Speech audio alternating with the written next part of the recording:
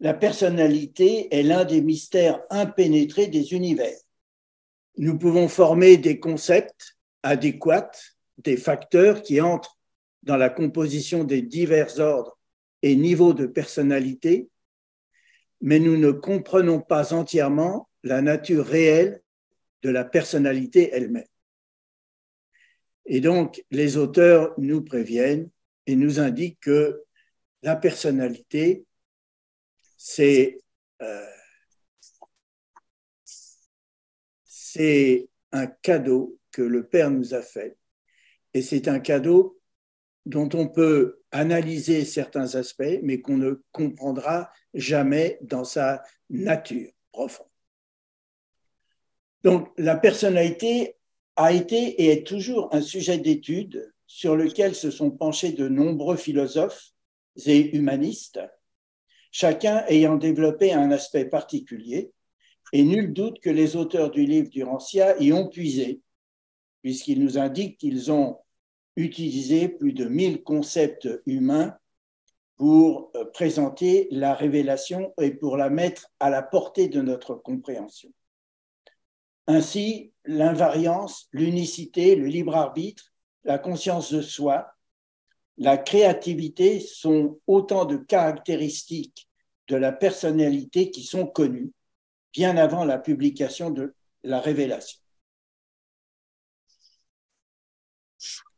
Pour autant, les fascicules, les auteurs des fascicules élargissent ces notions en leur donnant plus de signification, mais aussi nous révèlent de nouveaux et éclairants aspects en nous offrant une perspective de ce qu'est la personnalité qui devient infinie lorsqu'on la replace en relation avec le Père universel.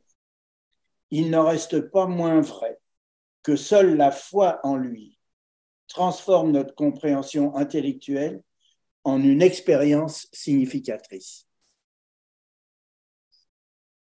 Certains concepts exposés par les révélateurs peuvent parfois sembler arides et trop intellectuels à certains lecteurs qui finissent par s'en débarrasser et s'en désintéresser. Or, il se trouve que les décisions qui orientent notre vie se basent sur la compréhension de ces mêmes réalités. Et c'est la raison pour laquelle il nous les révèle. Et là, je lis une autre citation. « Il ne suffit pas que les mortels ascendants aient des notions sur les relations de la déité avec la Genèse et les manifestations de la réalité cosmique. Il devrait aussi comprendre quelque chose des relations existantes entre lui-même, l'homme, et les nombreux niveaux de réalité existentielle et expérientielle, de réalités potentielles et actuelles. L'orientation de l'homme sur Terre, sa clairvoyance cosmique et l'orientation de sa conduite spirituelle sont toutes rehaussées par une meilleure compréhension des réalités de l'univers et de leurs techniques d'interassociation, d'intégration et d'unification.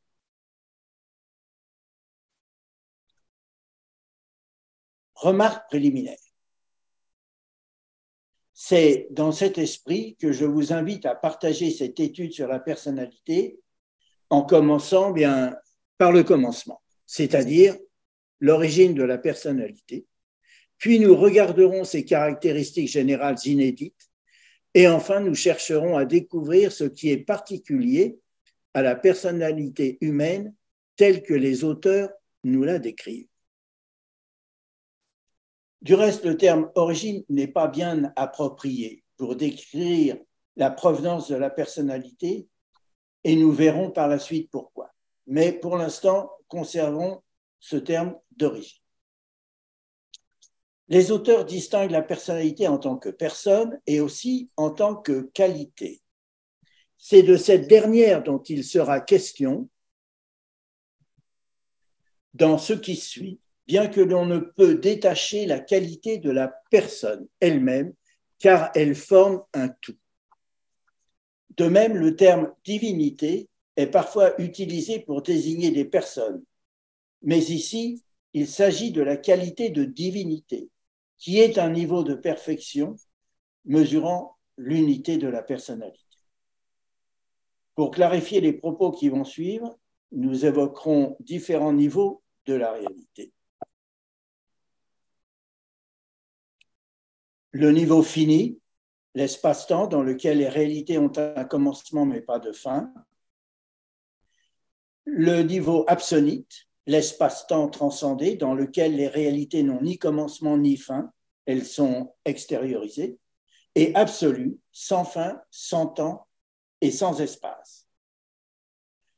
Les révélateurs aussi introduisent une chronologie consistant en préexistentiel, existentiel et expérientiel, qui désigne finalement des niveaux d'activité fonctionnelle de l'univers. Voyons ces différentes réalités. L'univers en tant qu'organisme vivant est constitué des réalités suivantes. La matière, les énergies, l'esprit, les valeurs de vérité, beauté et bonté, le mental, l'intellect, la personnalité, la conscience de soi et le libre arbitre. Et ça, nous pouvons tous le constater dans nos vies et autour de nous. Toutes ces réalités, toutefois, universelles, fonctionnent en relation étroite dans notre ego. De quelle manière? Nos systèmes physiques sont subordonnés, notre corps et ses systèmes. Nos systèmes intellectuels sont coordonnés par notre mental. Notre personnalité est super ordonnée. Elle a la conscience de soi et le libre arbitre. Et notre ajusteur, la force spirituelle intérieure, peut être potentiellement directeur si nous le souhaitons.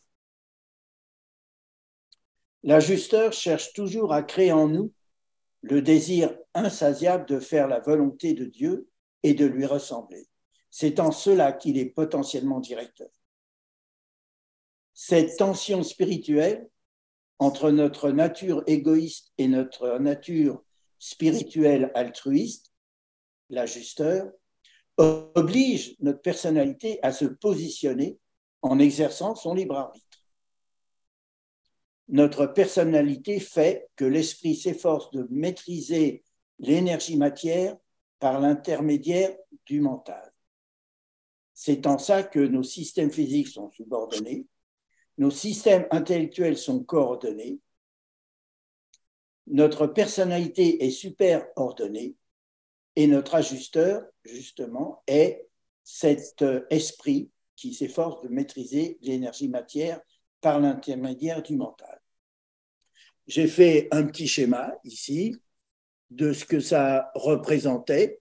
Donc, nous avons le mental ici, l'esprit à droite, l'ego matériel à gauche. Tout ça travaille dans notre mental, c'est-à-dire dans notre conscience. Et c'est la personnalité, par son libre arbitre, qui finalement décide et provoque l'action. Donc, le but de l'ajusteur est de fusionner avec nous, l'unification du divin avec l'humain.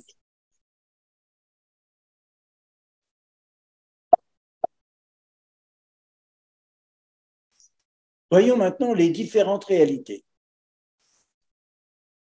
Il existe une autre manière de concevoir la réalité, non plus en termes fonctionnels, comme nous venons de le voir, matière, mental, esprit et personnalité, mais en termes conceptuels. Par exemple, nous souhaitons construire une maison. Cette idée peut être considérée comme un potentiel. Elle n'est pas encore construite. Par contre, une fois réalisée, elle est actuelle. Du point de vue du temps, l'actuel présente ce qui fut et ce qui est, le potentiel est ce qui devient et qui sera, l'originel est ce qui est. Donc, nous avons la réalité actuelle, ce qui est réalisé, la réalité potentielle, ce sont des réservoirs, on peut les considérer de cette manière, et la réalité originelle, la source. Dans ce même exemple, sans la personnalité et le libre arbitre de l'architecte, il n'y a pas de projet. Donc, dans la réalité, il y a la personnalité. Et pour sa réalisation, l'architecte a besoin de matière et d'énergie. Elles sont non personnelles. C'est la réalité autre que personnelle. Cette présentation, notez bien, nous sera utile pour la suite de la discussion. Je l'ai représentée un peu de cette manière. Réalité originelle au centre, réalité actuelle en haut, réalité potentielle en bas, réalité personnelle à droite et réalité non personnelle à gauche. Tout le plan de la création et de l'évolution universelle sur tous les niveaux expérientiels est apparemment une affaire de conversion des potentialités en actualité. Et cette transmutation concerne également les domaines de la puissance d'espace, de la puissance du mental et de la puissance d'esprit. Notez bien ici que l'on parle de puissance. Le principe d'unité. Voilà. Le principe d'unité. L'unité, en tant qu'organisme vivant, présente des activités impliquant les 4 réalités que nous avons vues précédemment. Potentiel actuel, personnel, non personnel. Et le conseiller divin précise qu'elles sont divinement coordonnées par la déité. Au niveau espace-temps, c'est-à-dire à notre niveau, elles sont en voie d'unification, actuelle ou potentielle. Nous-mêmes, en tant qu'êtres humains, nous sommes en voie d'unification, pourvu que nous cherchions à faire la volonté de Dieu. Je me suis longtemps posé la question, mais qu'est-ce que ça veut dire que l'unification de la personnalité? Eh bien, quand on relit le fascicule 100 à la section 7, l'apogée de la vie religieuse, on nous explique exactement l'unification de la personnalité de Jésus de Nazareth. Et c'est vraiment très, très inspirant. Et je vous conseille vraiment de la relire parce que ça fait beaucoup de bien. Ce principe d'unification est primordial et représente la dynamique universelle. La personnalité est unifiante et gouverne les relations des 4 réalités entre elles.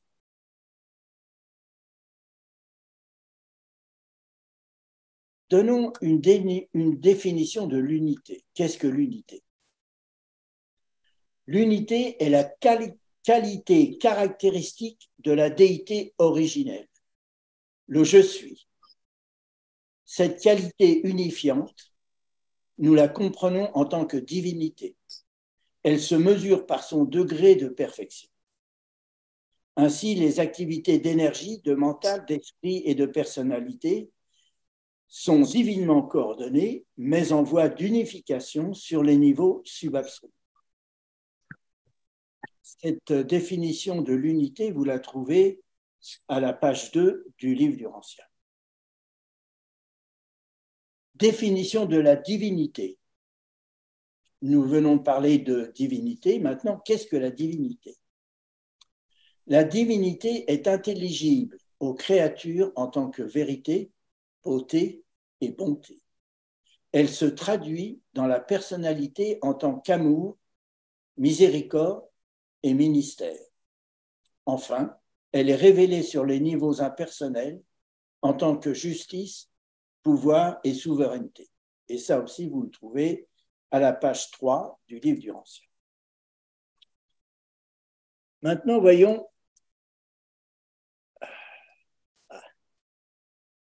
excusez-moi, voilà. Les origines, la révélation des origines de la personnalité. Comme nous l'avons vu dans l'introduction, il est souhaitable d'essayer de comprendre d'où vient la personnalité, même si on a vu qu'on n'arrivera jamais à complètement comprendre sa nature, mais au moins on peut voir ses caractéristiques. À quoi sert-elle et comment fonctionne-t-elle? Les auteurs des fascicules lèvent le voile à leur manière en révélant que l'origine, l'histoire et la destinée de l'univers sont indissociables de la personnalité divine qui en est la source, l'originel. Et pour la première fois dans l'histoire de l'humanité, une explication rationnelle nous est présentée par les révélateurs de l'origine de toute la réalité. Et ça, c'est quelque chose d'extraordinaire. Il nous la présente d'une manière rationnelle, compréhensible et tout à fait synthétique. Les fascicules affirment que l'origine de toute réalité est incluse dans le concept du « je suis » originel, préexistentiel, en précisant qu'une telle présentation au mental humain, finie et limitée, peut comporter beaucoup de risques dans la manière où la compréhension humaine des origines absolues et des destinées infinies est extrêmement limitée. Et donc, j'ai fait là un petit croquis succinct du « je suis ». En effet, nous avons du mal à nous représenter ce qu'est concrètement un niveau infini et existentiel où toutes les formes de réalité existent, hors du temps et de l'espace, sous tous ses aspects actuels et potentiels. Et c'est la raison pour laquelle les auteurs introduisent cette chronologie pour décrire la séquence dans l'éternité d'événements éternels sous la forme de préexistentiel, puis d'existentiel et enfin d'absolu. Mais en réalité, il n'y a pas de temps à ce niveau-là. La conscience cosmique implique la reconnaissance d'une cause première, la seule réalité sans cause que les auteurs appellent le « je suis », dont l'existence solitaire dans l'infinité est l'origine et le fondement de toute réalité. Ce concept temporel représente un point de départ pour notre réflexion finie, mais en réalité, ce moment n'a jamais existé, car le temps n'existe pas dans l'infinité.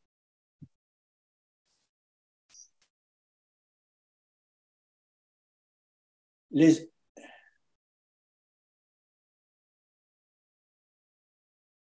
réalités personnelles et non personnelles, actuelles et potentielles. À ce stade préexistentiel de la chronologie, le « je suis » est seul, non qualifié et indifférencié. Il est inclusif de toutes les réalités futures. Rien ne peut exister en dehors du « je suis ». Les actuels sont inclus dans les potentiels ne sont pas encore apparus. C'est pourquoi on dit qu'il est un, unité. Notons toutefois que la pensée du créateur précède invariablement l'action créative. Et c'est important pour la suite. Ce qui indique que le plan existe déjà dans le « je suis » statique. Donc, voilà le « je suis » originel.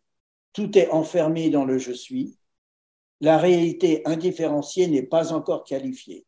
C'est le stade préexistentiel.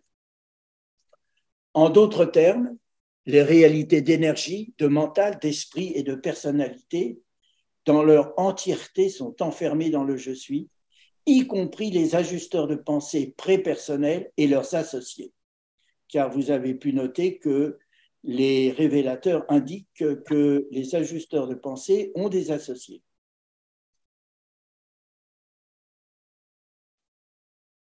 Stade des pré-réalités. Pour pouvoir continuer le développement de la chronologie, il faut admettre que le « je suis » originel initie quelque action pour se libérer de son état indifférencié. S'il n'en était pas ainsi, rien n'existerait.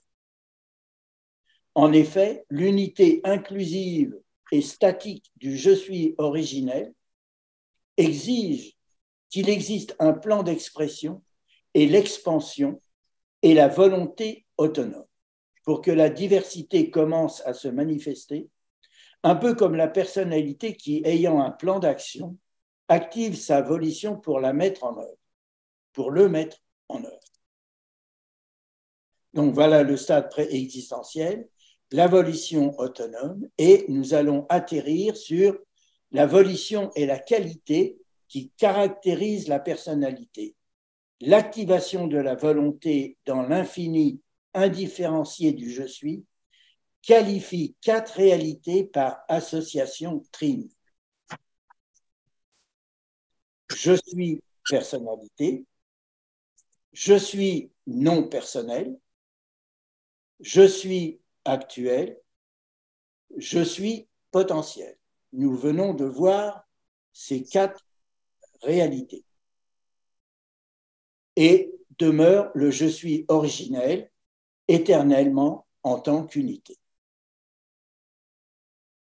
Cette différenciation dans le je suis originel produit la première tension et la première réaction entre la réalité personnelle et la réalité non personnelle, la réalité potentielle et la réalité actuelle.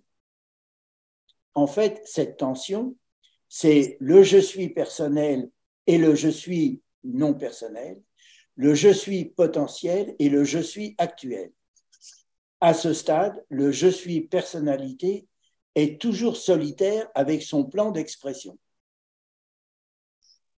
Donc, je l'ai schématisé de la façon suivante. Nous avons le je suis originel au centre, le je suis actuel en haut, le je suis potentiel en bas, le je suis personnalité à droite et le je suis non personnel à gauche.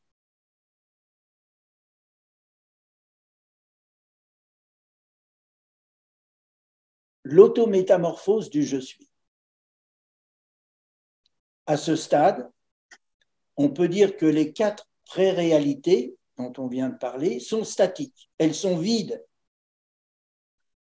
Les pré-réalités à l'origine des réalités d'énergie, de mental et d'esprit ne sont pas encore apparues.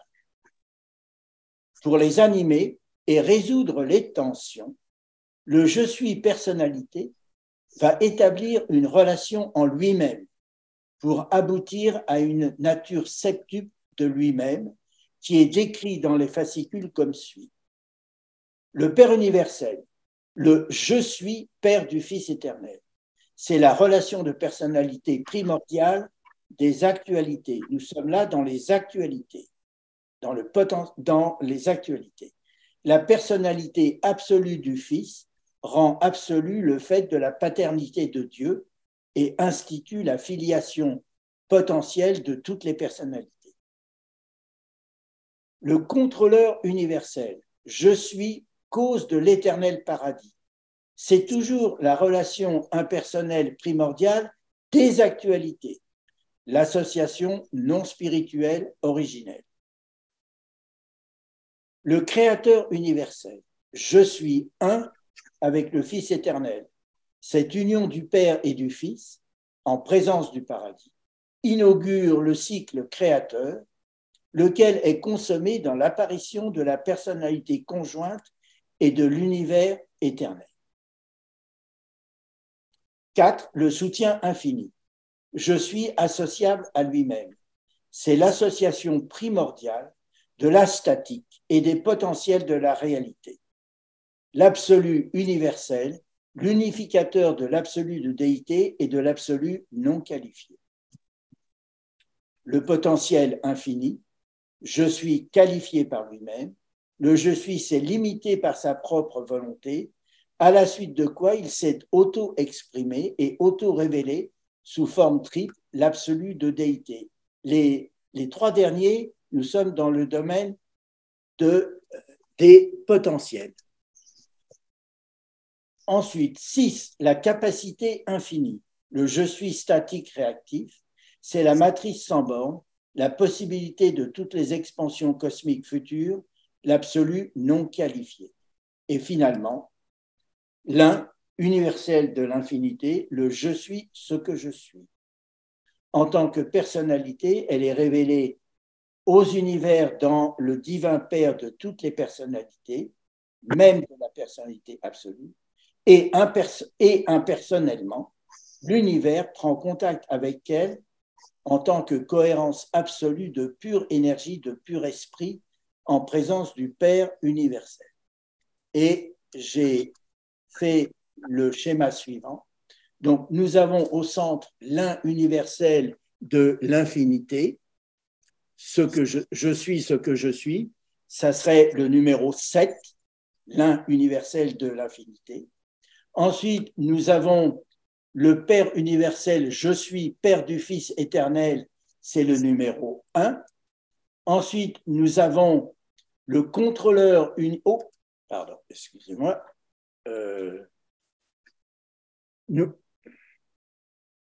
Voilà, le contrôleur universel, c'est le numéro 2, la cause de l'éternel paradis.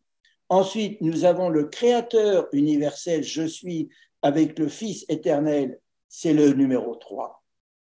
Ensuite, nous avons le soutien infini, le numéro 4, c'est celui-ci, je suis associable à lui-même.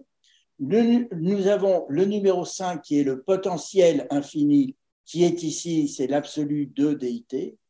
Le numéro 6 qui est donc la capacité infinie, c'est le je suis statique réactif. Et ça, c'est le stade existentiel. Ces interassociations à l'intérieur de lui-même peuvent être considérées comme la maturation des réalités qui s'éterniseront au stade absolu suivant comme étant les 7 absolus de l'infinité. Donc voici les 7 absolus de l'infinité. Les 7 relations primordiales à l'intérieur du je suis s'éternisent sous l'aspect des 7 absolus de l'infinité. On notera que le je suis est associé dans toutes ces autométamorphoses. En fait, il est tout cela, ce je suis.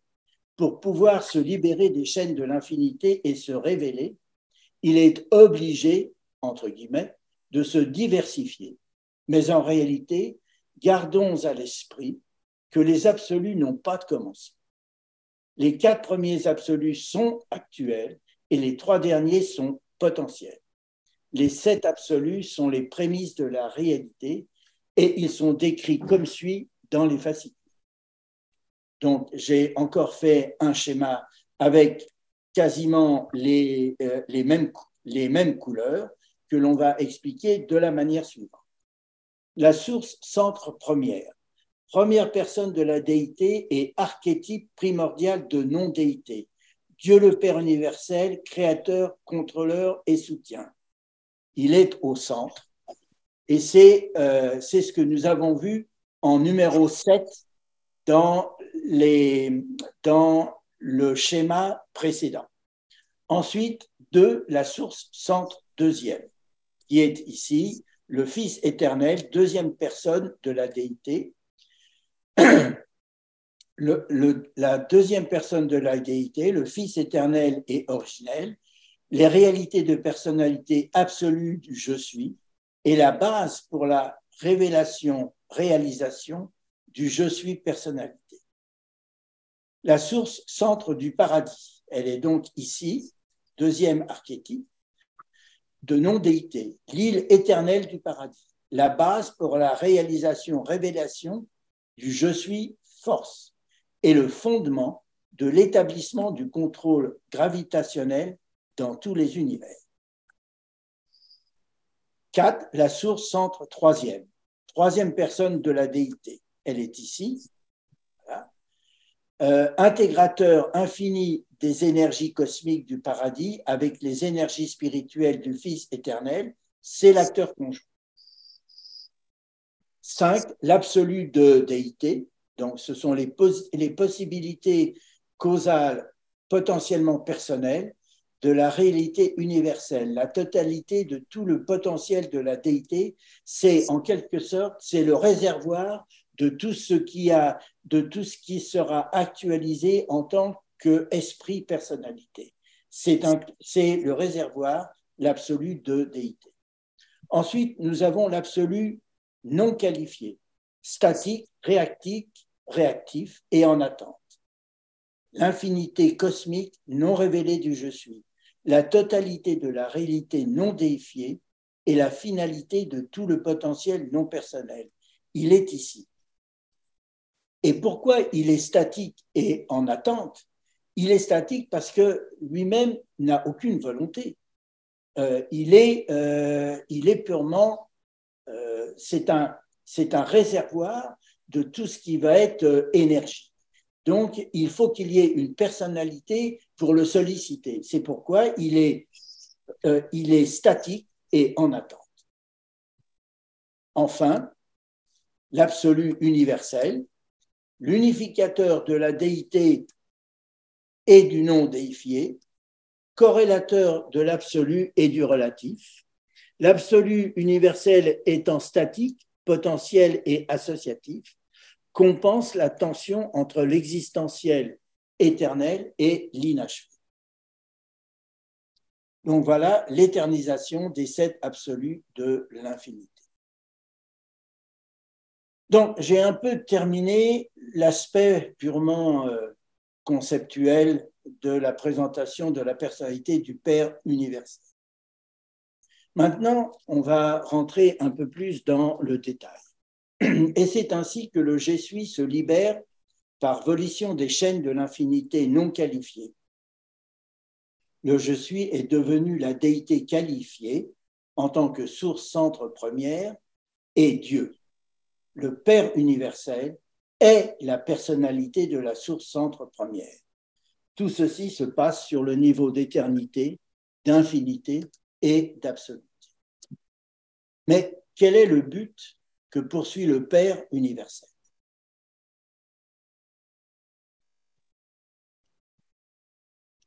Nous lisons à la page 21, les myriades de systèmes planétaires ont tous été faits pour être finalement habités par de nombreux types différents de créatures intelligentes, d'êtres qui peuvent connaître Dieu, recevoir l'affection divine et aimer Dieu en retour. L'univers des univers est l'œuvre de Dieu et le lieu de résidence de ces diverses créatures. Du Père universel qui habite l'éternité est issu le commandement suprême. Soyez parfaits comme moi-même je suis parfait.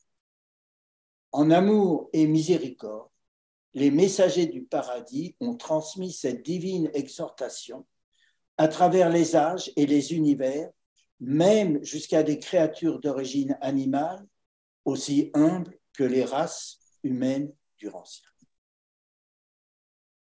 La personnalité du Père universel, sa nature et ses attributs sont éternellement absolus, ce qui le place au-dessus de notre compréhension d'humble mortel.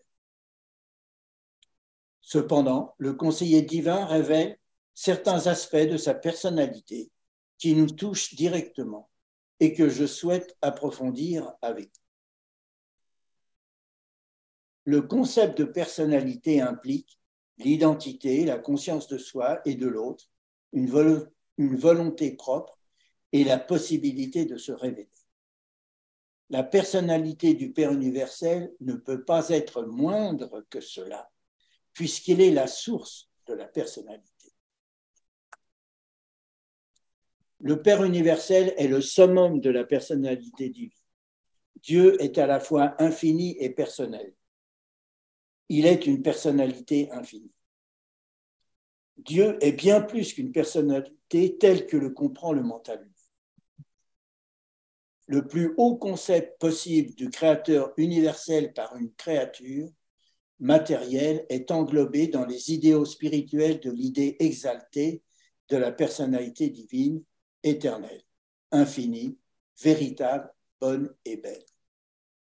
Le Père universel est le secret de la réalité de la personnalité, du don de la personnalité et de la destinée de la personnalité. L'amour du Père universel. Le Père universel est une personnalité qui peut connaître et être connue, qui peut aimer et être aimé, et qui peut nous témoigner de l'amitié. En même temps, vous pouvez être connu comme l'ami de Dieu, ainsi que d'autres humains l'ont été. Dieu est amour. Son unique attitude personnelle à l'égard des affaires de l'univers est donc toujours une réaction d'affection divine. Le Père nous aime suffisamment pour nous conférer sa vie. Dieu, le Père universel, personnalité de la source centre première, est la source de l'amour. En conséquence, son amour est inconditionnel et absolu. En tant que Père, il aime toutes ses créatures, sans distinction de race, de provenance, de niveau de divinité ou d'âge d'univers.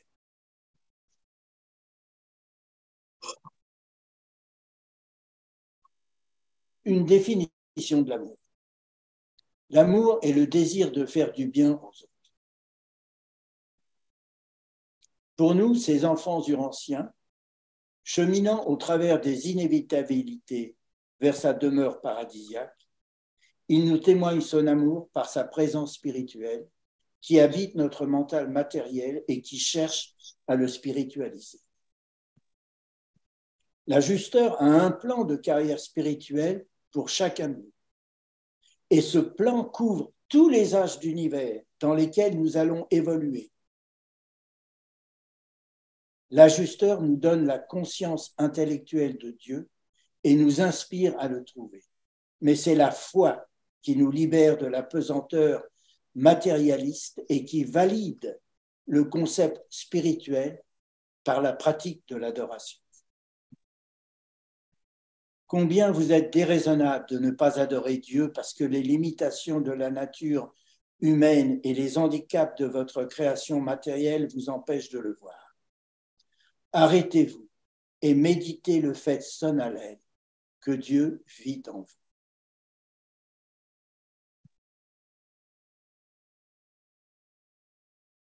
La foi spirituelle, la vraie conscience morale, se révèle en ceci.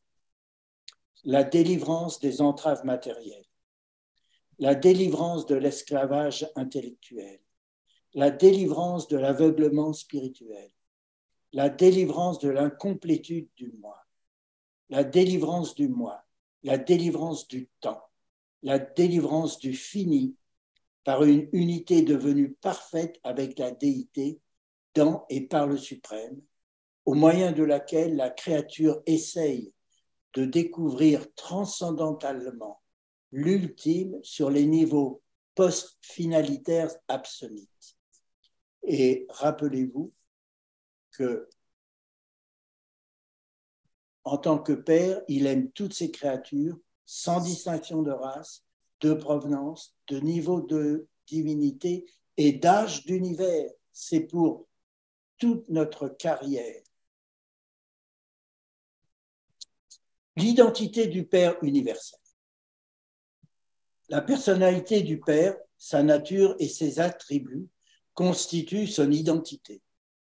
Elle est absolue. Elle le caractérise en tant que source centre première de toutes les choses et de tous les êtres, comme créateur, contrôleur et soutien infini de sa création.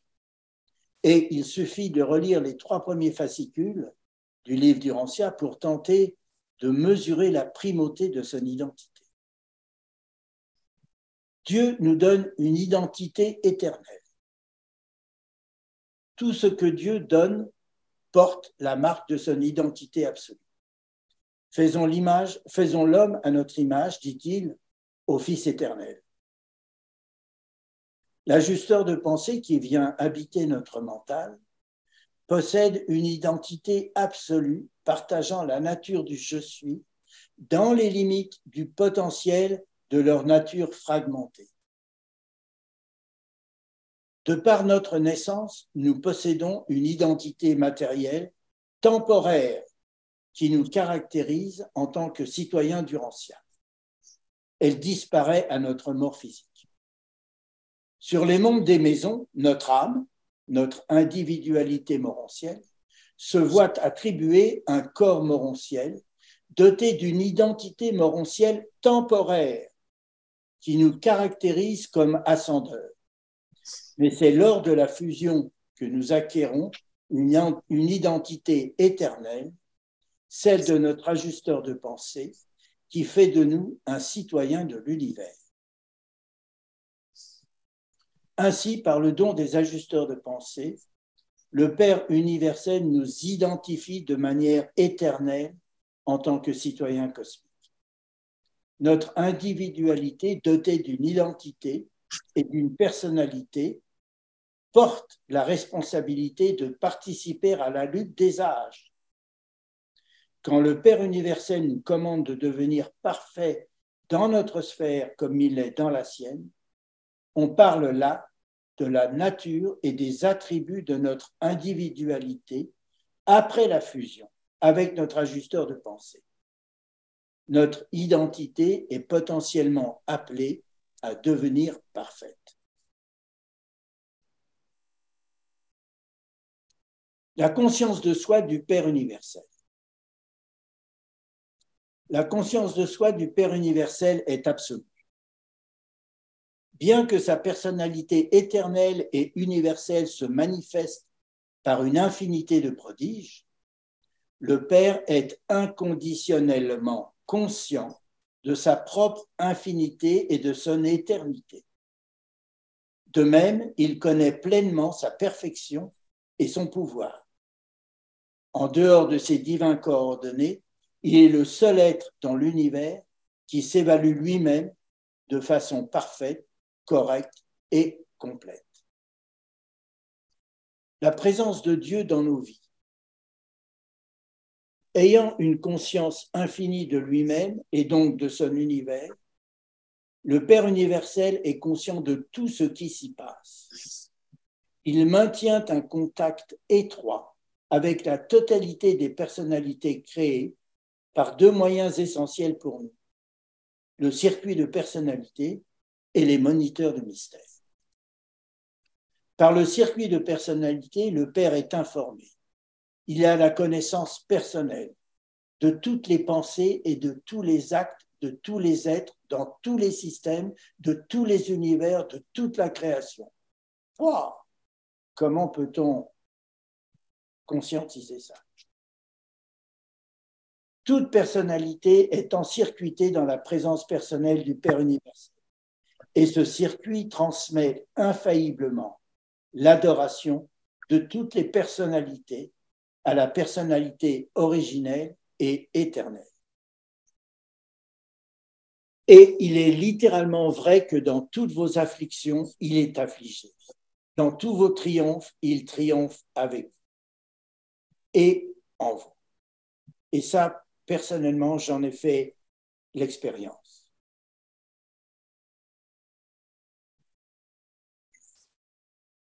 Il y a 3 ou 4 ans, j'ai été diagnostiqué avec un cancer du pancréas. Et c'était comme si le ciel m'était tombé sur la tête. Et je m'en suis immédiatement référé à mon Père universel et je lui ai dit, je sais Père que tu es conscient de tout ce qui se passe dans ton univers et je sais que tu sais ce que j'ai et tu participeras avec moi pour traverser cette épreuve. Et ça m'a vraiment soutenu et ça m'a vraiment permis de faire l'expérience de cette présence du Père universel et de cette conscience du Père universel. La conscience de Dieu. Dieu est descendu sous forme d'ajusteur pour devenir le partenaire expérientiel de l'homme dans l'accomplissement de la destinée céleste ainsi ordonnée. Le fragment de Dieu qui habite le mental de l'homme constitue l'assurance absolue et sans réserve que l'homme peut trouver le Père universel par son association avec cet ajusteur divin venu de Dieu pour trouver l'homme et en faire son fils, même au cours de sa vie dans la chair. La conscience de la présence de l'ajusteur est la conscience de Dieu. Il y a d'abord la conscience mentale, la compréhension de l'idée de Dieu. Vient ensuite la conscience de l'âme, la réalisation de l'idéal de Dieu. Enfin, se met à poindre la conscience de l'esprit, la réalisation de la réalité spirituelle de Dieu.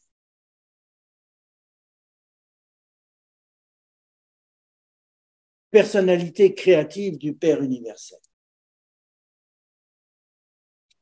La personnalité du Père universel possède des attributs, dont celui de la création, de contrôle et de soutien. Lorsqu'il confère la personnalité aux créateurs et aux créatures, il transmet ses attributs et leur donne la possibilité de participer à son plan universel de perfectionnement de manière unique dans le temps et l'espace. On peut regarder ces trois attributs comme étant l'activité créatrice de la personnalité, le pouvoir d'actualiser les absolus de potentialité sous la guidance de l'esprit. Jésus, ainsi que les fils créateurs, possèdent ces attributs et les utilisent pour mener les univers locaux vers la lumière et la vie, par l'amour, la miséricorde et le service, mais aussi en établissant la justice, le pouvoir et la souveraineté. Le Tout-Puissant suprême cumule ses progrès faits par les fils créateurs et grandit grâce aux accomplissements de toutes les personnalités qui vivent et se mobilisent dans les 7 super-univers pour le rendre parfait et divin. À la fin du 2e âge de l'univers, toutes les expériences de toutes les créatures du temps qui auront contribué à cet accomplissement seront synthétisées par le mental suprême, par Dieu le suprême, la personnalité de l'être suprême, par l'être suprême, dans l'être suprême, notre Mère divine. Ceci nous interpelle directement, car nous avons aussi une personnalité avec les mêmes attributs. Étant au début de notre carrière spirituelle, nos moyens sont limités à notre sphère d'activité urantienne. Et donc c'est ici et maintenant que nous devons chercher à comprendre et faire la volonté du Père universel. Les révélateurs nous ont apporté l'éclairage qui nous manquait et je les en remercie de tout mon âme, car ces enseignements ont transformé ma vie et conforté ma foi. Il est de notre responsabilité en tant que citoyens de l'univers de participer à cette conquête. Le Père universel est le Dieu de toute la création, la source centre première de toutes les choses et de tous les êtres. Pensez d'abord à Dieu comme un créateur, puis comme un contrôleur et enfin comme un soutien infini. Personnalité et possibilité de se révéler. L'aptitude du Père universel à être simultanément présent partout constitue son omniprésence. Dieu seul peut se trouver au même instant en 2 endroits ou en une multitude d'endroits. Dans les univers du temps, le Père universel n'est pas présent d'une manière observable, car il a limité sa présence directe pour laisser au Créateur des univers, de l'espace-temps, le ministère de le révéler. C'est ce que Christ Michael a fait en s'incarnant sur Urantia. Et c'est pourquoi qui a vu le Fils a vu le Père. Sur le plan personnel, le Père universel se révèle par son esprit divin qui vit en nous. Mais ça, c'est un plan personnel. et qui suscite la soif spirituelle de lui ressembler. La présence de l'ajusteur de pensée nous donne la possibilité, à notre tour, de révéler l'amour du Père universel par la vie que nous menons et par le service désintéressé qui en découle à tous les niveaux de relation. C'est par et dans la relation avec d'autres personnalités que l'on actualise ses potentiels. Pour nous, il existe 3 classes de relations. La relation d'unité, c'est la relation avec notre ajusteur, la vie intérieure et la spiritualisation de notre mental. C'est là que les décisions se prennent, dans la conscience de soi et par notre libre arbitre. Le libre arbitre relatif qui caractérise la conscience de soi, de la personnalité humaine, se trouve engagé dans les cas suivants. Décision morale, la plus haute sagesse. Choix spirituel, le discernement de la vérité. Amour désintéressé, le service fraternel. Coopération intentionnelle, la loyauté de groupe. Perspicacité cosmique, la compréhension des significations universelles. Tiens. Consécration de la personnalité, la dévotion à faire de tout cœur la volonté du Père. L'adoration, quand on poursuit sincèrement les valeurs divines et que l'on aime de tout son cœur le divin donateur des valeurs. Ensuite, il y a la relation de dualité. C'est la relation personnelle avec l'autre.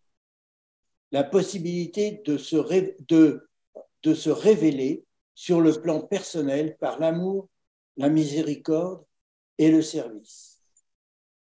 Ce sont des relations entre personnes, de personne à personne. Enfin, la relation de trinité. Là, c'est la relation sociale,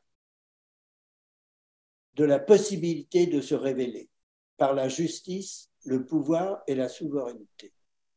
En fait, c'est ce que nous vivons quand nous sommes dans des associations, quand nous travaillons dans des groupes, quand nous avons une vie sociale. Et ça, c'est le numéro 4, coopération intentionnelle, la loyauté de groupe. Donc, c'est dans ces 3 relations que nous exprimons notre amour. En conclusion, il apparaît que le Père universel nous a donné la personnalité pour 3 raisons essentielles à mes yeux. Et ça, encore une fois, c'est une conclusion personnelle. 1. Participer à son plan universel par nos choix, nos décisions et nos actions, en actualisant les potentiels dont il est la source. 2. Révéler son amour inconditionnel à son univers par le don des ajusteurs de pensée aux créatures mortelles que nous sommes. 3. Nous engager, nous, personnellement, dans l'exploit extraordinaire de le révéler par notre vie et par le service désintéressé. Je finirai par la citation que j'ai effectivement recopiée du commencement. Les myriades de systèmes planétaires ont tous été faits pour être finalement habités par de nombreux types différents de créatures intelligentes, d'êtres qui peuvent connaître Dieu, recevoir l'affection divine et aimer Dieu en retour. Le but transcendant des enfants du temps est de trouver le Dieu éternel, de comprendre la divine nature, de reconnaître le Père universel. Les créatures qui connaissent Dieu n'ont qu'une ambition suprême, un seul désir brûlant, c'est d'être semblables dans leur propre sphère à ce qu'il est dans sa perfection paradisiaque de personnalité et dans sa sphère universelle de juste suprématie. Merci de m'avoir écouté et maintenant nous allons laisser la place à la discussion. Claude? Merci, Georges. C'était extrêmement intéressant ce que tu as fait. Il y a un travail fou d'avoir tout mis ça en exposé comme ça. Et tu nous as bien exprimé ce que c'était la personnalité du père, ce qui est une personnalité absolue qui comprend tout. Mais nous, on a une personnalité qui est de niveau subabsolu. Alors, d'après toi, à quel moment peut-on dire on peut exprimer notre personnalité qu'on a en étant un être humain à ce moment-là? Là?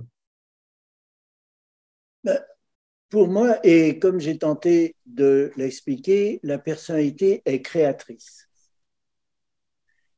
Et donc, cette personnalité, elle va puiser dans les potentiels pour les actualiser. Par exemple, comme je l'exprimais, nous sommes d'extraction animale. Nous avons un ego animal. Et nous avons une greffe spirituelle qui est l'esprit en nous. Et donc, il y a cette tension entre notre ego animal égoïste et cette présence spirituelle altruiste. Et dans nos choix, et c'est la personnalité qui fait les choix, c'est la personnalité qui, par son libre arbitre, va sélectionner, va analyser, va évaluer, puis décider, puis passer à l'action. Et tant qu'elle n'est pas passée à l'action, elle n'a rien actualisé. Ça reste purement ça reste purement dans les potentiels, dans les intentions. Donc, la personnalité à notre niveau, elle est créatrice dans ce domaine-là, dans le domaine de la maîtrise de notre ego. Et on se rappelle que la divinité, c'est le degré de maturité et de perfection de notre être. Donc, c'est la personnalité à notre niveau qui, effectivement, est créatrice, mais encore une fois, elle ne fonctionne que dans notre sphère. Encore faut-il déterminer et comprendre ce que c'est que la sphère dans laquelle notre créativité, notre personnalité peut s'exprimer. Et cette sphère, pour l'instant, c'est notre environnement. C'est notre environnement actuel sur Urantia. Nous vivons avec une famille, avec des amis. Nous travaillons dans une société. Nous faisons partie de groupes. Et c'est dans ces deux aspects-là que j'ai essayé d'expliquer la fonction créative de la personnalité. À la fois sur un plan personnel, c'est dans les contacts avec un autre être humain, et là c'est l'amour, la miséricorde et le service, mais sur le plan social, c'est dans la justice, le pouvoir et la souveraineté. C'est-à-dire que, par exemple, prenons un père de famille, dans un père ou une mère. Hein, dans mon esprit, les deux sont associés. Mais dans une famille, le père les parents ont une responsabilité. Et cette responsabilité, c'est d'établir la justice dans leur milieu social, dans leur milieu familial. Si tu veux, c'est sur ces deux niveaux-là que pour moi, la personnalité se réalise. Est-ce que j'ai été clair? Oui, ben, tu as parlé de beaucoup de ce que la personnalité va faire, mais ma question, c'était à quel moment la personnalité humaine s'exprime. Et dans ma question, je pensais, bon, quand on relit Andon et Fonta, Oui. avec les adjuvats, bon, on sait que les animaux, ils peuvent aller jusqu'à les 5 premiers adjuvats et ils ne sont pas personnels. mais pour Andon et Fonta, c'est à partir du sixième adjuva, l'adjuva d'adoration, que là, leur personnalité a réussi à s'exprimer. Et c'était confirmé quand le septième adjuva finalement est entré en fonction, puis il y a eu une réunification, un réajustement des 7 adjuvas. Alors, est-ce que ça serait à partir du sixième esprit mental adjuva que la personnalité peut finalement s'exprimer? Alors, ça voudrait dire que dans le circuit mental qu'on reçoit de la divine ministre est déjà inclus le potentiel de la personnalité qui va s'exprimer à partir du sixième adjuva et confirmé à partir du septième. Qu'est-ce que tu en penses? Quelqu'un a-t-il une réponse à proposer à Claude? C'est assez curieux parce que nous avons eu un groupe d'études ce matin par Zoom, comme tous les troisièmes dimanches de chaque mois et les premiers dimanches de chaque mois aussi. Et justement, ça a été l'objet de notre discussion pendant au moins une demi-heure. Quand la personnalité arrive chez l'être humain. Alors, on a chacun notre point de vue. Je peux éventuellement donner le mien, mais encore une fois, c'est mon point de vue, c'est mon interprétation. Pour moi, la personnalité, elle est attribuée à l'être humain à sa naissance. Avant sa naissance, on nous explique que le fœtus, c'est un parasite. C'est le mot qui est utilisé dans le livre du Rancère. Donc, pour moi, c'est à la naissance que la personnalité est attribuée. Ça ne veut pas dire pour autant qu'elle commence à fonctionner. Pour moi, elle commence à fonctionner effectivement quand le sixième esprit mental adjuva commence à fonctionner. Et pour moi, c'est aux alentours entre l'âge de 1 an et l'âge de 2 ans. Et je m'en réfère à une expérience que j'ai eue avec ma petite fille, Louise,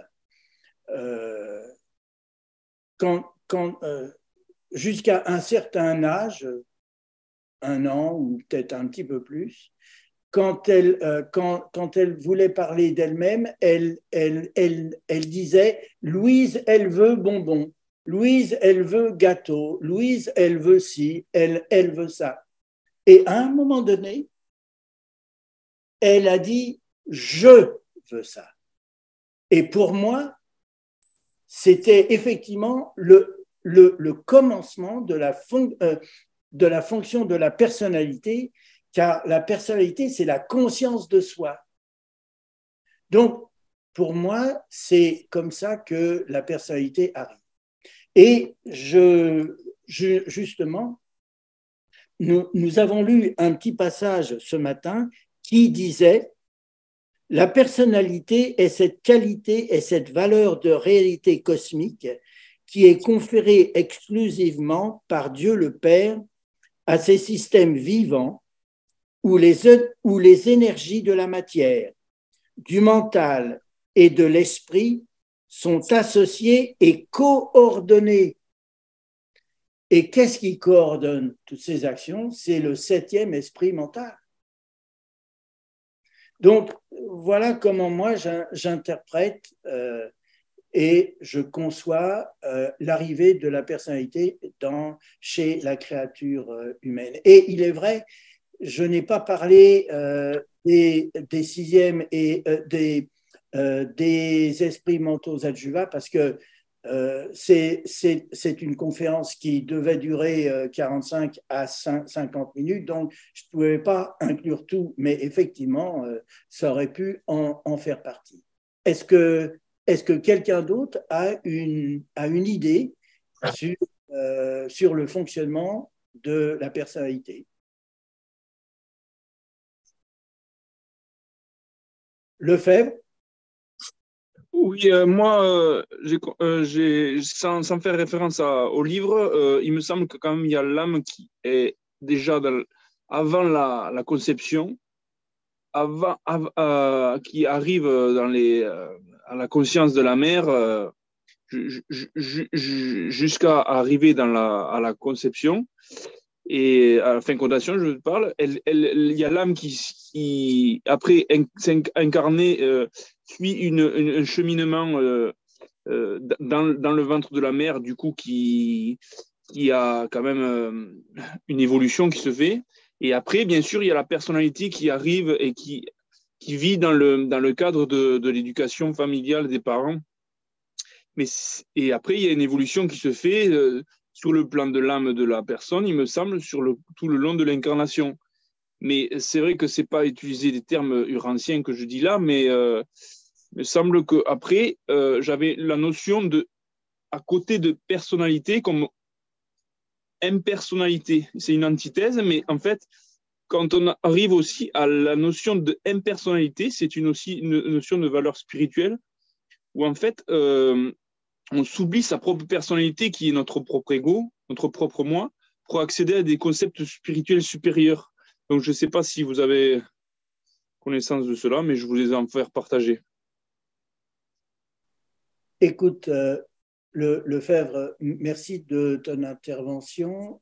Dans le livre du Ancien, il est très clair que l'âme arrive en même temps que l'ajusteur arrive. Donc, c'est aux alentours de l'âge de 5 ans et des poussières que l'âme est créée. Et l'âme est créée par la relation entre l'ajusteur de pensée qui arrive vers l'âge de 5 ans et demi et le mental humain. Et pour ça, les révélateurs sont très clairs. Et donc, l'âme, je ne pense pas que dans le fœtus, l'âme puisse exister parce que...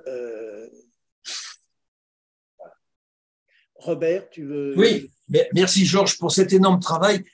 Et j'avoue que plusieurs séances pour l'incurgité nous auraient été nécessaires. C'était du lourd à chaque diapo. Concernant la personnalité, je vais dire ce que j'ai toujours soutenu. Je converge avec toi vers une manifestation de la personnalité autour des 2 ans, pour plusieurs raisons, sauf que j'ai tendance à penser que, à l'instar de l'ajusteur qui arrive sous condition autour des 6 ans, 59 mois, la personnalité qui arrive sous condition que le système vivant soit coordonné, etc., arriverait autour des 2 ans sans être préexistante avant. Voilà, c'est un peu ce qui me différencierait d'une personnalité qui serait en devenir et progressive contre une personnalité qui, à l'instar de l'ajusteur, arriverait au moment opportun. Voilà, c'est une vision tout à fait aussi personnelle, interprétation des textes, mais on peut l'avoir l'une et l'autre. On converge autour des 2 ans en tous les cas. Hein, on a ce point commun. Et s'il fallait te poser une petite question sur ce que tu as dit, j'ai une chose qui m'a traversé l'esprit lorsque tu cites les textes sur notre identité. On a une identité urantienne, on aura provisoire, nous aurons une identité morontielle provisoire avant d'avoir l'identité finale et terminale à la fusion. Et quel rapport et quel parallèle peut-on faire avec le fait que dès l'arrivée de l'ajusteur, nous sommes inscrits officiellement dans les tablettes de l'univers?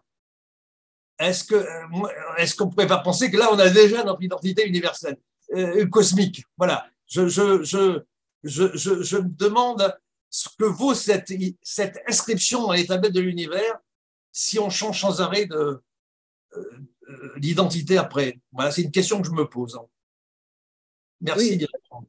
Oui, ce qui est inscrit dans les tablettes de l'univers, c'est l'apparition de la personnalité. Non, c'est l'ajusteur. Lorsque l'ajusteur arrive.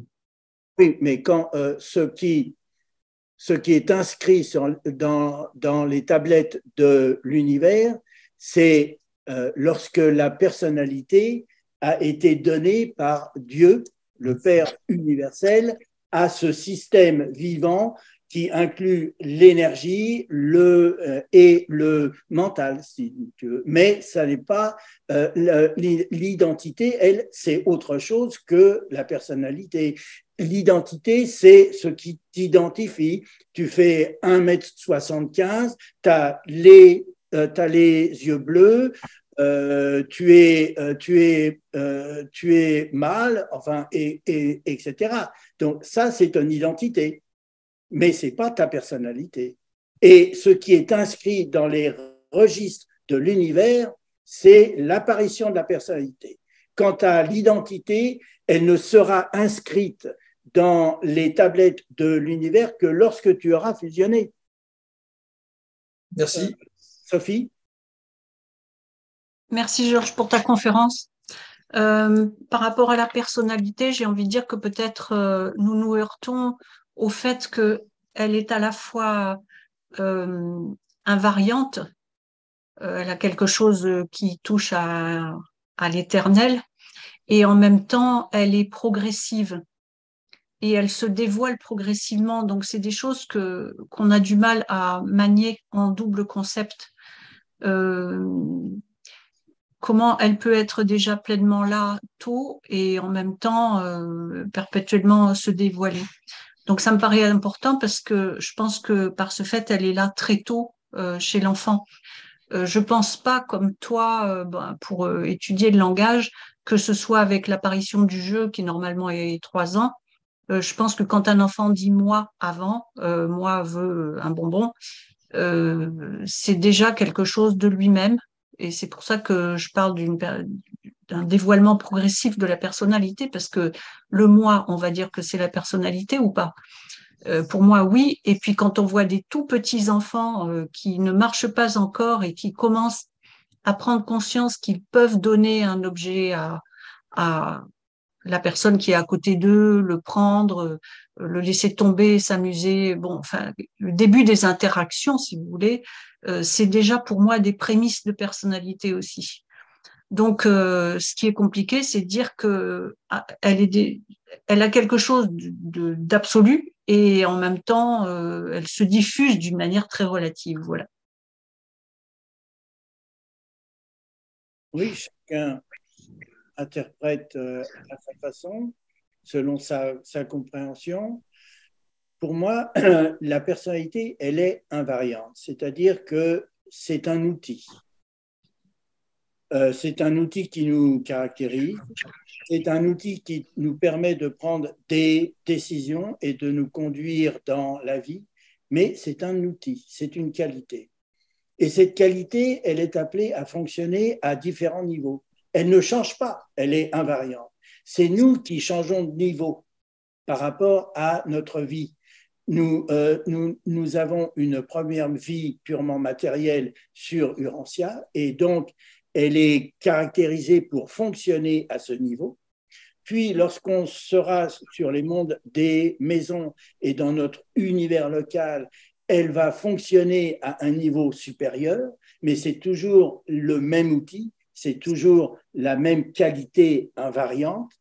Ce qui change, c'est pas elle, c'est nous, notre individu, notre individualité qui change, notre caractère qui se construit. C'est ça qui change. Et plus on se spiritualise, plus notre ajusteur réussit à nous spiritualiser, et plus nous grandissons. Mais qu'est-ce qui grandit? C'est notre être, c'est pas notre personnalité. Mais je pense que c'est intéressant de savoir tout le processus, peut-être jusqu'à notre identification, notre fusion avec le Père, mais c'est aussi intéressant de savoir ce qui se passe dans notre sphère et simplement à notre niveau, et d'étudier cette personnalité chez l'enfant et jusqu'à la personne âgée, et comment comment elle s'exprime et dans cette invariance évolutive. J'ai envie de dire, voilà. C'est le fait qu'elle soit invariante vient de la source elle-même. Dieu est invariant. Oui. Donc tout ce que Dieu donne, c'est absolu et c'est invariant. Et donc c'est pourquoi notre personnalité est invariante. Mais ça n'est pas une chose, c'est une qualité. Claude? Oui, je suis d'accord avec ce que tu as dit, Georges. En fait, ce qui évolue, c'est notre identité. Pour l'instant, c'est notre identité matérielle, humaine, qui évolue. Et plus tard, ce sera notre identité morontielle, qui en fait, c'est notre âme, notre identité morontielle. Et le fait que notre personnalité est invariante, c'est comme tu le dis, c'est parce qu'elle vient d'une source qui est le Père. Et il est dit dans le livre d'Horatia que la nature de la personnalité qu'on a, elle est déifiée. Donc, toutes les personnalités qu'on a, chacun de nous ici, elle est parfaite, elle est déifiée. Ce qu'on doit parfaire, c'est notre identité. Et heureusement, on a l'ajusteur de pensée pour nous aider à y arriver. Alors, bon, c'est ça que je voulais exprimer par mes propos, là. Merci, Georges. Mais alors, l'identité, pour moi, je ne confonds pas l'identité avec l'âme. L'âme, c'est le véhicule morontiel de notre personnalité, de notre identité, de nos caractères. Bref, l'âme, c'est notre individualité morontielle. Et donc, je la différencierai par rapport à l'identité. Voilà. Gilles? Merci, Georges, de ta conférence. C'est juste pour répondre un petit peu aussi à Sophie. Ce qui m'aide aussi pour différencier quand arrive la personnalité, c'est que je mets en balance la réaction des animaux supérieurs comme des mammifères qui prennent soin de leurs enfants, là, des enfants de leurs petits, etc. Ils ont des réactions. Alors, il y a des réflexions faites sur la vie, sur les adjuvats, alors sur l'âme, sur la personnalité. Puis, je pense que en réfléchissant à tout ça, ben, c'est pour ça qu'on a des petites différences. Hein. Mais ça aide beaucoup, en tout cas, moi, ça m'aide à mes réflexions personnelles. Puis, je suis un petit peu d'accord avec avec toi, l'arrivée de la personnalité vers les âges que tu as dit. Là. Il peut y avoir des exceptions toujours. Alors, mais le livre de Durand-Sud ne nous a pas donné un âge, là, puis il ne nous a pas dit, OK, la personnalité arrive à 1 an, puis c'est point barre. Ils ne l'ont pas dit parce que c'est quelque chose de sensible, OK? On est quand on est parent, puis ou quand on regarde ce qui peut arriver, soit dans des avortements ou n'importe quoi, des accidents, des fois malheureux ou non malheureux. Alors, c'est pour un petit peu, je pense que les révélateurs nous aiment beaucoup parce qu'ils nous respectent un petit peu dans nos choix, ils nous respectent dans notre réflexion. Alors, tout ça, pour moi, c'est bien.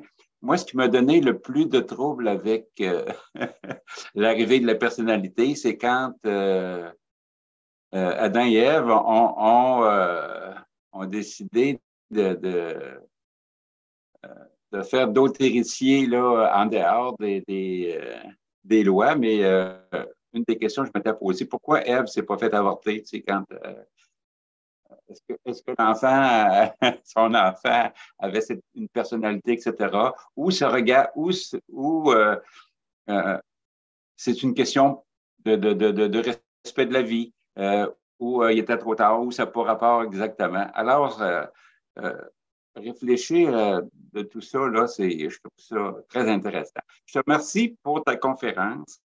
Et puis, je vous laisse avec ça réfléchir encore à trouver, rechercher la vérité, puis rechercher la vérité surtout en soi avec l'ajusteur. Merci beaucoup à tout le monde. Merci Gilles. Lefebvre? Oui, juste une remarque. En fait, votre présentation m'a fait penser en fait que le Père universel, en fait, la personnalité du Père nous aide à nous élever spirituellement. Et en même temps, lui, il nous donne des moyens pour élever toute notre vie vers la spiritualité. En fait, il y a comme un mouvement que nous, on souhaite aller vers lui. Et lui, il nous donne tous les moyens pour, en fait. C'est ça que je trouvais génial, que ce soit dans le côté spirituel, comme dans le côté technologique, comme dans tous les domaines de la vie, en fait. C'était juste une remarque. Merci Lefebvre. Dominique? Oui, je voulais juste relever un point qui m'amène beaucoup à méditer, tu l'as cité d'ailleurs, sur cette notion de personnalité qui, je trouve, est peut-être pas bien appréhendée. En tout cas, moi, c'est une impression que j'ai. C'est dans le fascicule 16, effectivement, le passage qui dit le libre arbitre relatif qui caractérise la conscience de soi de la personnalité humaine se trouve engagé dans les cas suivants. Et là se trouve engagé 7 cas, décision morale, choix spirituel. Ça, pour moi, ça signifie tout de même que contrairement à ce que l'on peut croire, cette personnalité, nous ne sommes pas éveillés à cette personnalité de manière continue. Ça veut dire qu'il y a effectivement en nous un ego et il y a des niveaux où nous pouvons être investis et acteurs de notre vie dans les niveaux qui sont donnés. Ils ne disent pas le libre arbitre total, sachant, qui pourrait sous-entendre, que nous avons notre personnalité active à tous les moments, je suis là. Et l'impression que cela peut donner quand on prend la personnalité comme une actualisation présente, c'est que c'est l'ego et surévalué.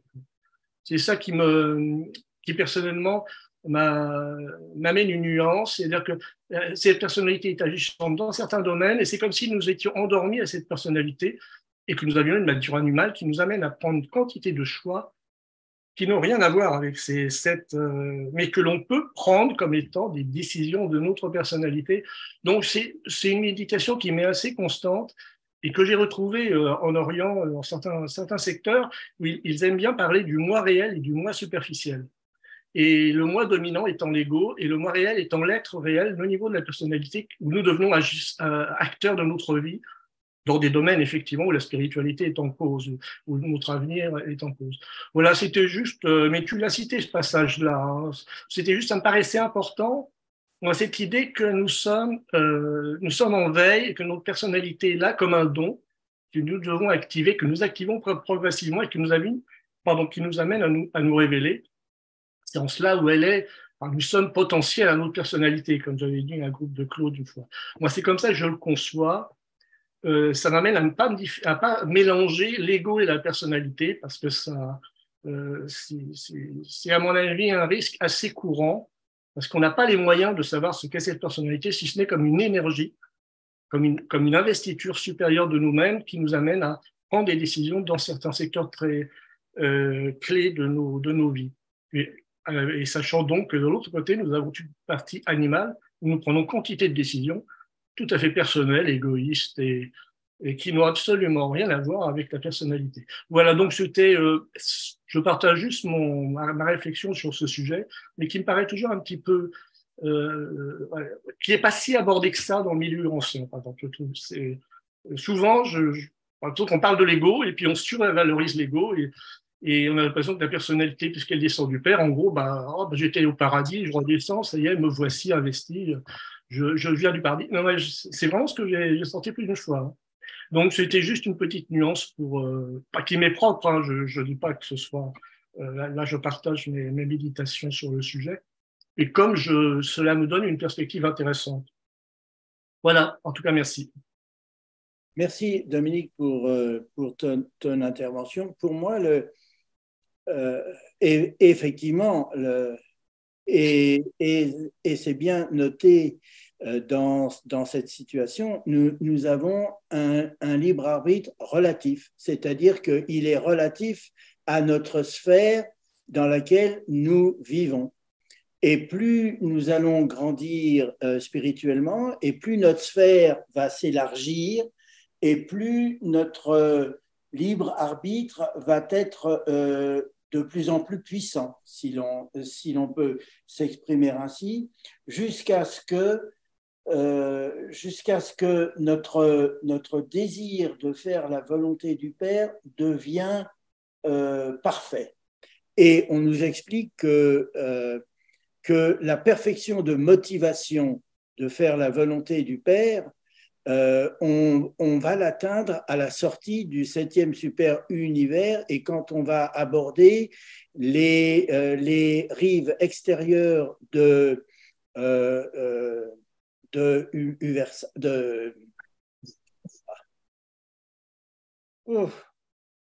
l'univers. Avona. Oui, à Havana, c'est à partir de ce moment-là que tout ce que nous ferons, toutes les décisions que notre personnalité fera par son libre arbitre sera consacrée à faire la volonté du Père. Donc, il est sûr qu'en ce moment, sur Urantia, avec toute notre vie normale, on a une vie physique, une vie intellectuelle et une vie spirituelle. Dans la vie physique, on est contraint de prendre beaucoup de décisions, mais on peut choisir entre une voiture verte et une voiture rouge, mais ce n'est pas là que le domaine de notre libre arbitre, tel que les révélateurs nous l'expliquent, fonctionne. Ça n'est pas à ce niveau-là. Mamadou, tu veux parler de la personnalité du Père universel? C'est quand même très, très lourd. Et comme certains l'ont dit, félicitations pour certainement les efforts qui ont dû être consentis et pour la clarté de l'exposé. Je pense que tous ont pu comprendre ce que tu as exposé en partant de Dieu comme étant la personnalité du Père universel.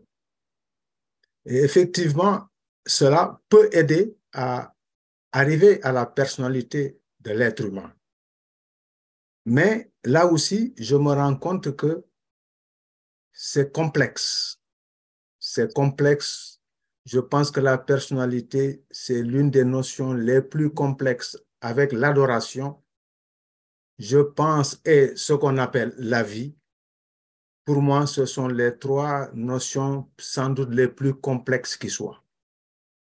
Et autant les révélateurs nous en parlent d'une certaine manière et nous apportent beaucoup d'éléments de vérité qui nous éclairent et qui nous aident, autant par moments, eux-mêmes nous disent que oui, d'abord, vous n'êtes pas capable de tout comprendre parce que nous sommes limités. Nous appartenons à l'espace-temps et que de ce point de vue de la réalité suprême, nous ne pouvons pas tout comprendre. Mais c'est que parfois, eux-mêmes ne comprennent pas tout et ils ont l'humilité de le dire. Et c'est pour cela, je suis d'accord avec toi de dire que sur la question de la personnalité, c'est aussi une affaire de point de vue d'interprétation. Car on se base sur le livre et on lit dans ce livre ce que notre pensée saisit, ce qu'il est possible de comprendre. Et à partir de ce moment-là, forcément, je suis tout à fait d'accord qu'il y ait des différences de point de vue.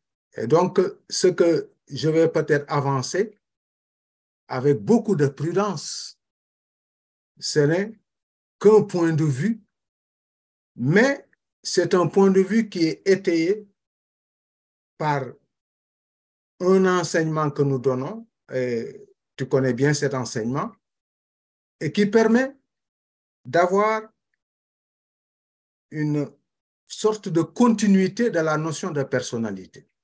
Parce que sinon, à des moments donnés, il y a des formes de rupture au niveau de la compréhension.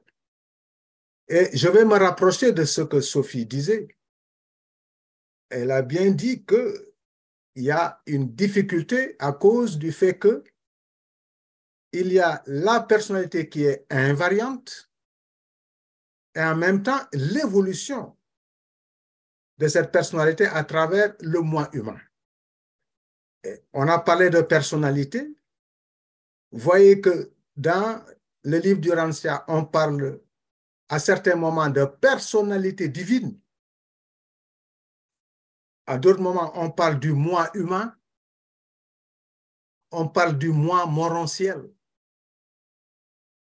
Et on parle de l'âme qui n'est pas tout à fait cela.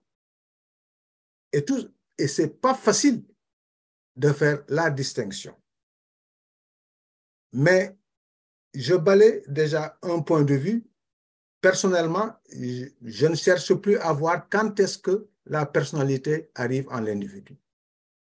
Personnellement, j'ai mis ça de côté parce que je me dis que ça ne m'apporte pas grand-chose sur le plan de ma compréhension. Parce que la personnalité divine que Dieu donne à l'homme, car c'est le Père universel qui donne à l'être humain la personnalité divine qui est l'unicité d'un type d'être que lui seul peut donner.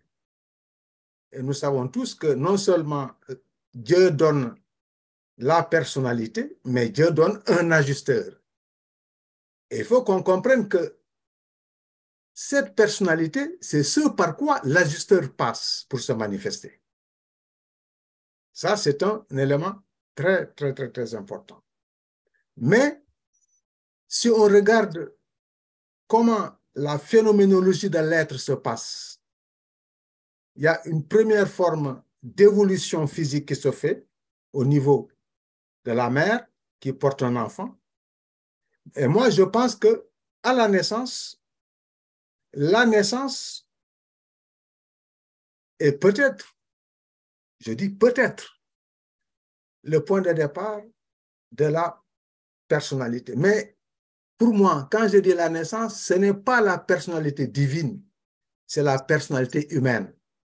Parce que nous, dans notre enseignement, tel que nous essayons d'apporter quelque chose qui soit compris et qui soit suivi, nous faisons une petite différence entre la personnalité divine parfaite du Père accordé à l'être humain et le moi humain qui, dès la naissance, va commencer à se mettre en place. Mais n'oublions pas que le support de la personnalité, c'est d'abord le mental, et que ce mental lui-même, son propre support, c'est le corps. Néanmoins, on peut dire qu'à la naissance, tout ça peut commencer à fonctionner, mais je mets l'accent plutôt sur le corps et sur un petit mental qui serait que l'adjuvat d'orientation et d'intuition au départ qui se développe. Donc, au fond, si on regarde bien, c'est à travers un processus d'acquisition de la réalité, justement par le mental et par la personnalité, qu'un bébé va devenir un enfant. Et maintenant, on a tendance à dire que c'est à l'arrivée de l'ajusteur de pensée vers 5 ans, disons, qu'il y a une forme de remobilisation de l'être pour que le moi fonctionne. Mais ce moi qui fonctionne, il fonctionne à peu près jusqu'à 21 ans, disons, pour que l'individu soit construit au plan physique, et tout évolue en l'homme, au plan mental, les adjuvats, on peut les faire fonctionner, et au plan moral. Et ça, c'est la personnalité. Mais au fond, cette personnalité que nous utilisons, elle est sécrétée par la personnalité divine, celle que Dieu nous a donnée et qui est parfaite, qui est invariante, justement, et qui est originale.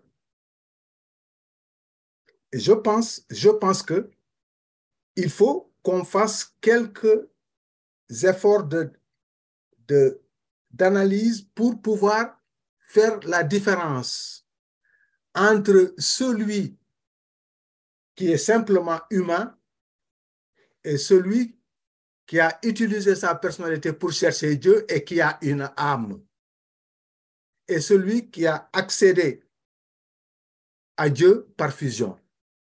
Pour que cela puisse se faire, mais il faut que la personnalité fonctionne à des niveaux différents. Donc, moi, en gros, pour ne pas trop faire durer l'intervention, je pense que c'est une question complexe.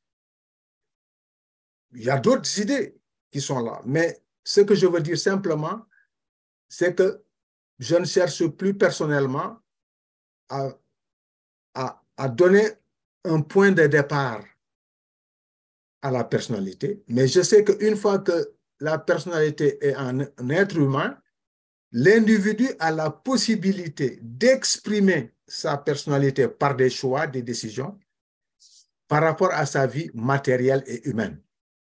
Et ensuite, il doit remobiliser sa personnalité pour choisir Dieu.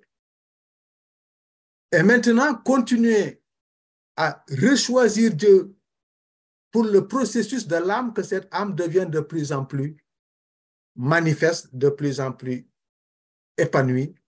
Et c'est cet épanouissement total qu'on appelle la fusion, quand tout l'être humain est devenu parfait. Et nous savons ce que cela est. C'est en principe la capacité à pouvoir passer de l'autre côté. Donc, voilà quelques idées, mais vraiment, merci pour ton exposé qui a donné le soubassement de tout cela à travers tout ce que tu as dit sur le Père universel. Et tu as montré aussi comment cela pouvait être repris par l'homme. Et aussi, tu as dit une chose qui m'a beaucoup intéressé. On peut être, c'est une citation, on peut être connu comme l'ami de Dieu. Et voilà. Moi, c'est cet aspect qui m'intéresse le plus. Ouais. Et si tu peux m'en donner et le plan du fait d'être ami de Dieu et aussi le processus concret de cela. Merci beaucoup. Merci, Mamadou. Sophie? Oui, juste une petite chose, peut-être très liée à la vie de la femme, les grossesses et les enfants, mais peut-être l'esprit scientifique aimerait que l'arrivée de la personnalité soit pas à 2134 jours, mais à 375 ou 224 ou 18, peu importe. Mais peut-être aussi, elle est fluctuante, tout simplement, selon les gens, parce qu'on ne naît pas tous égaux sur Terre, ça non. Et une autre question, personnellement, qui m'interpelle beaucoup, en cas de pathologie, est-ce que vous pensez que quelqu'un qui a une pathologie mentale grave puisse, par ce fait, avoir des difficultés pour avoir une personnalité, mais puisse l'acquérir ultérieurement en cas d'évolution très positive? Sophie, ça, c'est une question très délicate. Je pense que tu fais référence à des personnes qui ont un dysfonctionnement mental, c'est ça? Oui, je fais référence à deux choses. Les personnes qui ont des dysfonctionnements mentaux, et puis mon étonnement à voir des évolutions rares, mais parfois inattendues chez certaines personnes. Finalement, on ne peut jamais prévoir de ce qu'une personne deviendra. Il peut y avoir des guérisons, il peut y avoir des guérisons en tant que maladie ou des évolutions vraiment très spectaculaires en tant vis-à-vis d'une personne qui est née avec des potentiels extrêmement bas et puis qui, on ne sait pas pourquoi, mais arrive à évoluer au-delà de tout pronostic possible, et soudainement, et des fois à des âges adultes. Donc c'est pour ça que j'ai mis l'hypothèse que la personnalité est peut-être fluctuante, hein, comme les enfants. On voit bien que les enfants, ils naissent pas tous avec la même maturité, avec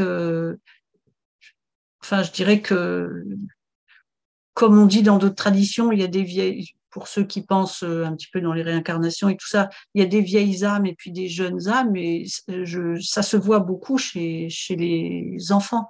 Donc, peut-être, voilà, cette personnalité, on ne nous a pas donné une date fixe, ni une évolution précise, parce que ça ne l'est pas. Oui, je suis d'accord avec toi. Ça dépend de plusieurs facteurs. Ça dépend de notre hérédité, ça dépend de notre milieu social, comment l'enfant a pu être activé et ses relations avec ses parents, etc. Mais c'est quand même intéressant d'essayer d'observer à partir de quand la personnalité chez un enfant arrive, parce que sur le plan éducatif, ça permet aux parents de prendre certaines positions par rapport au tout petit, quoi. Maintenant, quant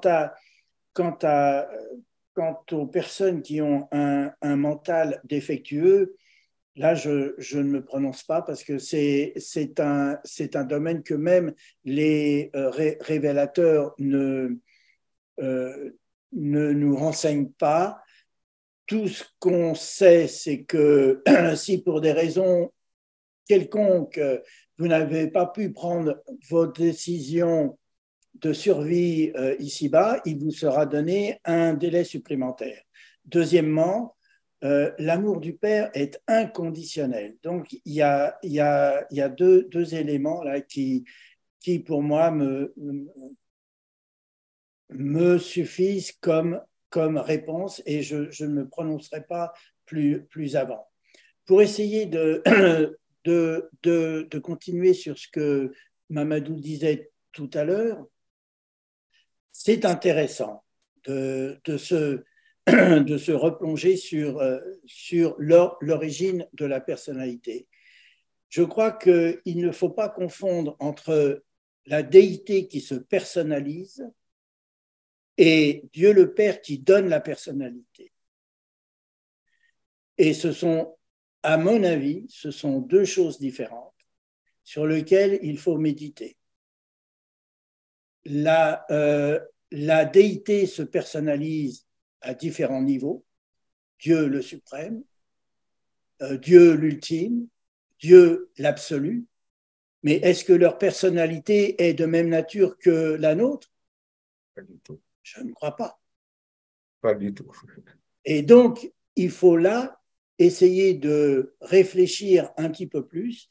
Il y a beaucoup de choses qui sont dites dans l'introduction, dans la page 2 et la page 3, et il faut méditer là-dessus.